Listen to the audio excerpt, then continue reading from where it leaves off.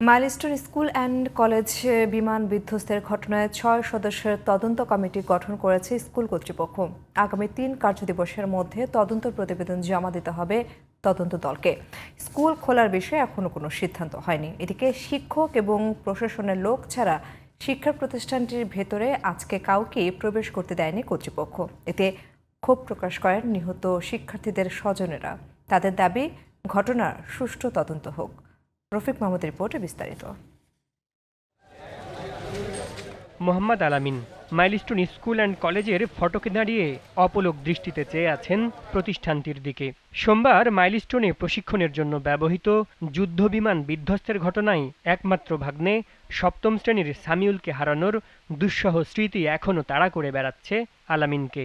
সকালবেলা সামিউলের বাবা স্কুলে দিয়ে যেয়ে যখন আবার ছুটির সময় প্রতিদিন নিয়ে যায়, ওই দিনও নিয়মিতের মতো আসছে নিয়ে যেতে। উনি এসে গেটে দাঁড়িয়েছে, উনি দেখতেছিল যে সামিউল আসতেছে, হেঁটে ক্লাস শেষ করে ছুটি হয়েছে, ও আসতেছিল। ওর বাবাও হাত বাড়াইছে ওকে দেখে, ও আসতেছিল। এর মধ্যেই মুহূর্তের মধ্যে বিমানটা ক্র্যাশ করার পরে ও বিমান থেকে দূরে ছিল যেহেতু ওর গায়ে পড়ে নাই, বাট কি একটা স্প্রিংয়ের মতো কি যেন ছুটে আসছে, এসে ওর পুরো দেহ ঝলসে গেছে।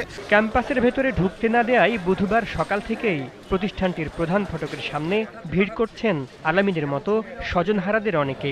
চোখে মুখে আতঙ্কের ছাপ আর ভেতরে সন্তান হারানোর চাপা কষ্ট। দাবি একটাই, এ ঘটনার সুষ্ঠু তদন্ত হোক। আমরা যে বাসায় যে বসে থাকতে পারতেছি না, এখানে স্পটে শুধু দেখতে আসি যে এখানে যে বাচ্চাগুলো যে কিভাবে মারা গেল, প্লেনটা ক্র্যাশ হলো, এইটাই তো মনটাকে স্থির করতে পারতেছি না। এখানে তো আমার সন্তানটাও থাকতো। দুর্ঘটনা ঘটে গেছে, কিন্তু এখন এটা তারা সিল করে দেওয়া হয়েছে, কেন তারা ঢুকতে পারতেছে না? আর হচ্ছে যেই মায়ের সন্তানের এখনো পাচ্ছে না, তাদের লাশগুলো কোথায় গেল? আমার কথা হচ্ছে এটাই, যে যেটা হওয়ার হয়ে গেছে, কিন্তু আমরা এটা সুষ্ঠু একটা তদন্ত চাই, আমাদের সন্তান আমরা বুঝে পাই। এদিকে ঘটনার তদন্তে শিক্ষক, শিক্ষার্থী এবং অভিভাবকদের সমন্বয়ে ৬ সদস্যের কমিটি গঠন করেছে মাইলস্টোন স্কুল অ্যান্ড কলেজ কর্তৃপক্ষ। আগামী রোববারের মধ্যে কমিটি প্রতিবেদন দাখিল করবে বলে জানিয়েছেন মাইলস্টোন স্কুল অ্যান্ড কলেজের গণিত বিভাগের প্রভাষক সাইফুল ইসলাম। আমরা আসলে প্রাণপণ চেষ্টা করছিলাম কোমলমতি বাচ্চাগুলোকে বের করে নিয়ে আসার।